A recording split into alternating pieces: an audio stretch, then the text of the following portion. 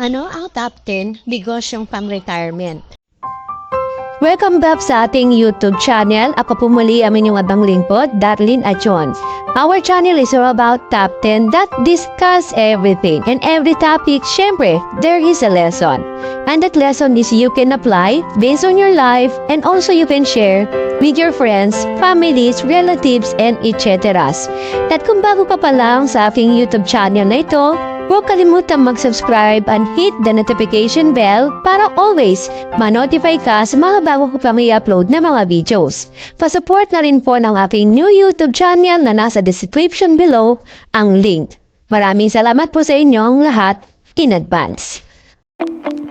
Now, no further ado, let us start. Ang pagpili ng magandang negosyo para sa retirement ay maaaring depende sa iyong interes, kasanayan at pondo. Narito ang ilang ideya na maaaring inyong isalam-alang. Una, ang online selling.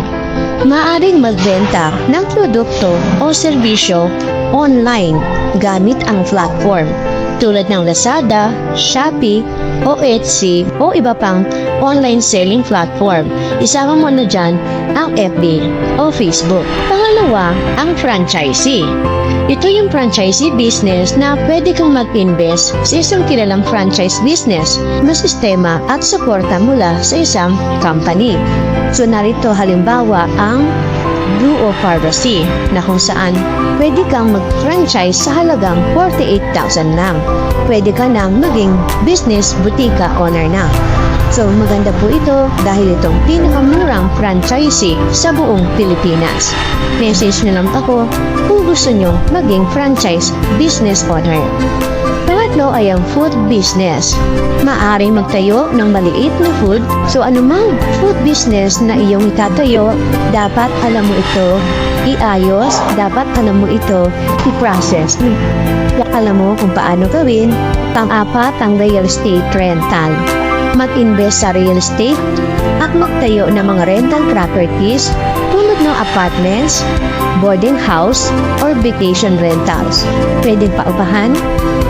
Meron kayong kwarto dyan na hindi nyo ginagamit, pwede nyo ipaupa yan nang sa ganon magkaroon kayo ng passive income. Panglima, travel and tour services. Magtayo ng travel agency o tour services, lalo na kung mahilig ka sa paglalakbay. Hindi ka mag-cover ng ganitong services, lalo na kung ito ang isa sa mga hilig mo. Lalo na din kung ikaw ay may edad, mas gusto mo talaga ang maglakbay, live to the fullest. Pang-anim ay ang health and wellness. Maaring maging wellness coach ka kung alam mo ang isang bagay. Pwede mong i-coach itong nalalaman mo sa iba nang sa ganon, malaman din nila. I-coach mo sila hanggang sa matutunan nila yung mga bagay na gusto nilang gawin. Pwede ka rin magbukas ng spa o magtayo ng fitness center. Pero dapat may mga documents ka na kinakailangan sa pagtatayo ng anumang negosyo. Para sa mga retired na katulad mo, na nais magkaroon ng mga active and healthy lifestyle, pwede po nitong simulan. Number 7, ang consultancy services. Magtayo ng consultancy services sa larangan ng iyong kasanayan, tulad ng financial planning, business, consulting, o career coaching. Kumbaga, kung anong alam mo, yun ang ituro mo. Iyon ang bigyan mo ng serbisyo sa kapwa. Dahil yun ang kailangan nila dahil hindi pa nila alam yun. Yun ang pwede mong itayo din na isang negosyo. Number 8, ang educational tutoring. Maaaring magtayo ng tutoring center o online tutor services para sa mga estudyante o mga nais magkaroon ng bagong kaalaman.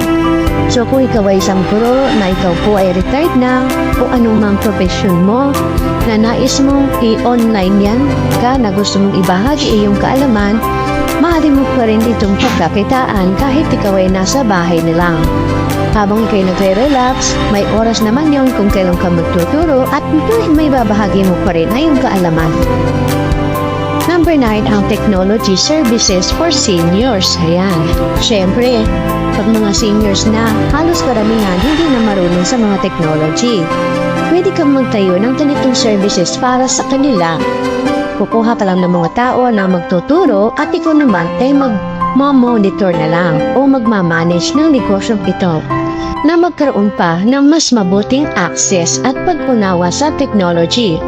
Kasi tayo ay nasa new era na, nasa modern technology, kaya meron at meron pong mga seniors dyan na talagang may cellphone naman talaga kahit senior na maaari pa silang mag-explore ayon sa kanilang kagustuhan at gusto pa nilang matutunan. Number 10 ay ang agribusiness.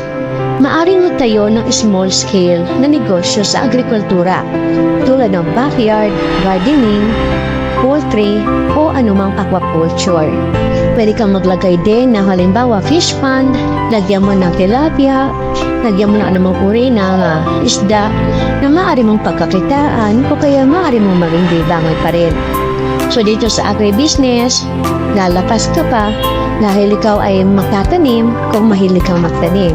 Pwede din naman kung malawak ang iyong lupain, kumuha ka na magtatanim at i-monitor mo na lang ang kanilang ginagawa. So dito, magkakaroon ka ng income at the same time, ang kakainin mo ay mga presko galing sa inyong backyard o galing sa iyong negosyo mismo. Bago magdesisyon, mahalaga ang tamang pagsusuri ng merkado, demanda at kompetensya sa inyong lugar. Huwag din kalimutan ang financial planning para sa iyong retirement at iyong personal na kahandaan sa pagpapatakbo ng negosyo. Kinakailangan, bago mo simulan, isipin mo muna mabuti ano ang gusto mo at saan ka masaya sa negosyong papasokin mo.